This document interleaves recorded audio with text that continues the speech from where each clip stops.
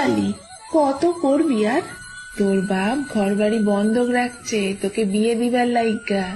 আজ সকালে কথাবার্তা পাকা হয়েছে। কিন্তু মা, আমি তো এখনো ছোট।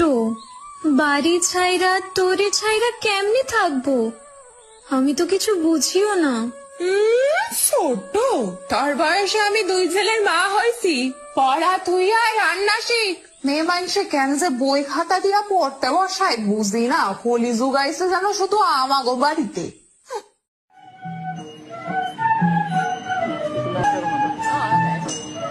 এ মা, এই তো কালো মাইয়া, মুখে তো কিচ্ছু রূপ নাই।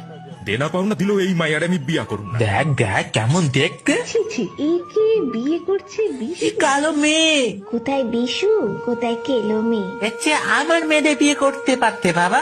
মা, আমার গায়ের রং কালো বলে কি আমি দেখতে খারাপ?